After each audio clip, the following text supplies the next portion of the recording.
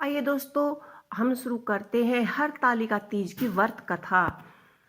हरतालिका तीज भद्रपद के शुक्ल पक्ष की तृतीय तिथि को मनाया जाता है। इस दिन भगवान शिव और पार्वती की पूजा की जाती है। विशेष रूप से इसका बड़ा ही महत्व है।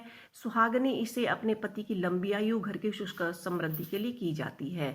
अब कई बार हरतालिका तीज 2023 में 18 सितंबर को मनाई जाएगी।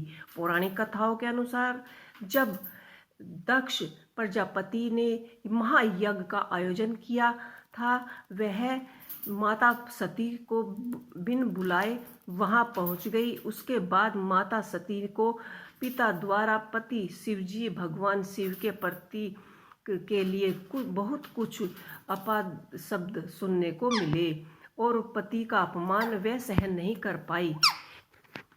इस प्रकार हिंदू पंचांग के अनुसार ये हरतालिका तीज का बड़ा ही महत्व माना जाता है। आइए शुरू करते हैं हरतालिका तीज की व्रत कथा। हरतालिका तीज शब्द संस्कृति के दो शब्दों से मिलकर बना है। पहला शब्द हरत, जिसका अर्थ होता है हरण करना। दूसरा शब्द है आलिका, जिसका अर्थ होता है सखी। इस व्रत के पीछे जो पौराणिक कथा है वो कुछ इस प्रकार है।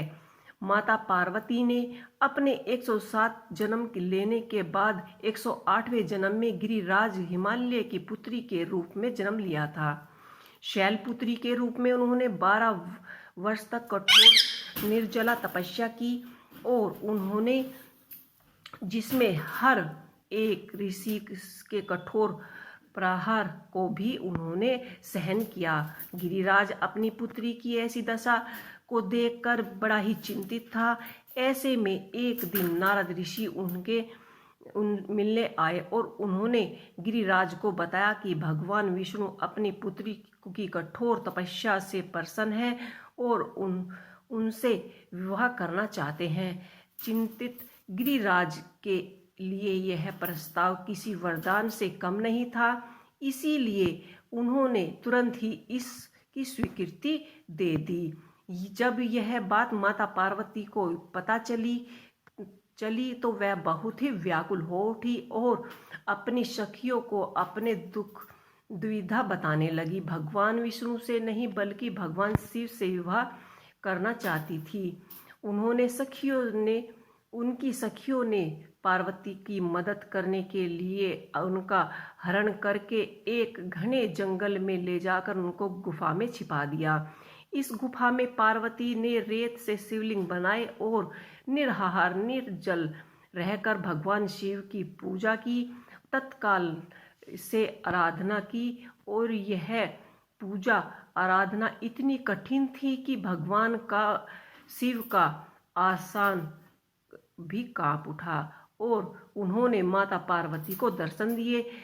जब माता पार्वती ने उन्हें बताया कि उन्हें बहुत ही पहले ही अपने पति के रूप में स्वीकार कर ली चुकी है, तब भगवान ने उनकी तपस्या से प्रसन्न होकर अपनी अर्धांगिनी बनाने का वरदान दे दिया। यह दिन हस्त नक्षत्र में भद्रपद शुक्ल पक्ष की तृतीया का ही दिन था। शिव से मिलने वचन के पश्चात माता पार्वती ने अपने शिवलिंग और पूजा सामग्री को जल में विसर्जन कर दिया और अपने व्रत का पारण किया। और गिरिराज को जब यह पूरी घटनाक्रम पता चली तो उन्होंने भगवान विष्णु से क्षमा मांगकर शिव पार्वती के विवाह की स्वीकृति दे दी। तो दोस्तों, आपको ये हमारी हरतालिका तीज की पूजा और हमारी ये कथा कैसी लगी, हमें कमेंट बॉक्स में लिखकर ज़रूर बताइएगा। इसी के साथ ओम नमः शिवाय।